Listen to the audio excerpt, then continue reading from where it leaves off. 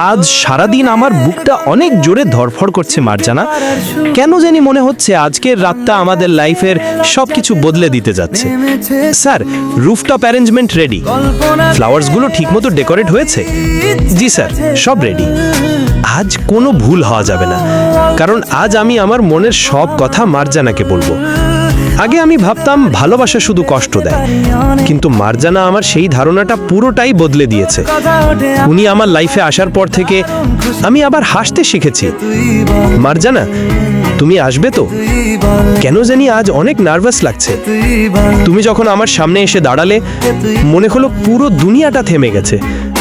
আজ তোমাকে অনেক সুন্দর লাগছে মার্জানা, এই সিটি লাইটের চেয়েও বেশি সুন্দর। তুমি জানো, আজ পর্যন্ত আমি কারো জন্য এত কিছু প্ল্যান করিনি, কিন্তু তোমার একটা হাসি দেখার জন্য আমি সব কিছু করতে পারি। মার্জানা, আজ আমি আর নিজের ফিলিংস লুকিয়ে রাখতে পারছি না। আমি চাই এই কন্ট্রাক্ট শেষ হলেও তুমি আমার সাথেই থাকো। আজ সারাদিন আমার মনটা অনেক অশান্ত ছিল। কেন জানি মনে হচ্ছিল আজ কিছু একটা স্পেশাল হতে যাচ্ছে। নিয়াজ যখন আমাকে রাত 8টায় রেডি থাকতে বলল, তখন থেকেই আমার বুকটা জোরে ধড়পড় করছিল। আজ আমি যখন রুফটপে পৌঁছালাম, দেখলাম পুরো জায়গাটা লাইট আর ফ্লাওয়ার দিয়ে ডেকোরেট করা। ওই মোমেন্টটা দেখে আমার চোখে হঠাৎ পানি চলে এলো। কেন জানি আমার নিজেকে অনেক স্পেশাল মনে হচ্ছিল। নিয়াজ যখন আমার দিকে তাকাচ্ছিলেন, মনে হচ্ছিল ওনার চোখে শুধু আমি আছি। উনি যখন বলছিলেন আমার হাসি দেখার জন্য সব করতে পারেন, আমার বুকটা হঠাৎ করে কেঁপে উঠল। আগে আমি ভাবতাম এই বিয়েটা শুধু একটা কন্ট্রাক্ট, কিন্তু এখন মনে হয় এই সম্পর্কটা আমার জীবনের সবচেয়ে সুন্দর অনুভূতি।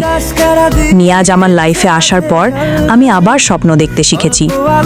উনি যখন বলল কন্ট্রাক্ট শেষ হলেও আমাকে পাশে চান, আমার চোখ দিয়ে অটোমেটিক্যালি পানি পড়তে শুরু করলো। কেন জানি আজ আর নিজের ফিলিংস লুকিয়ে রাখতে পারছি না। হয়তো আমি অলরেডি নিয়াজের প্রেমে অনেক আগেই পড়ে গেছি। আজকের পর্ব এখানেই শেষ। আজ রাতে সারপ্রাইজ কি সত্যি মার্জানা আর নিয়াজকে আরও কাছে নিয়ে আসবে, নাকি ভুল বোঝাবুঝির কারণে আবারও দূরে সরে যাবে দুজন? আর নিয়াজ আজ এমন কি বলতে যাচ্ছে যেটা মার্জানার পুরো জীবন বদলে দিতে পারে? পার্ট 13 দেখতে হলে এখনই ভিডিওটা লাইক করো, কমেন্ট করে বলো নিয়াজ কি আজ ফাইনালি নিজের ভালোবাসার কথা বলে দেবে? আর এমন ইমোশনাল রোম্যান্টিক স্টোরি পেতে চ্যানেলটা সাবস্ক্রাইব করতে ভুলো না।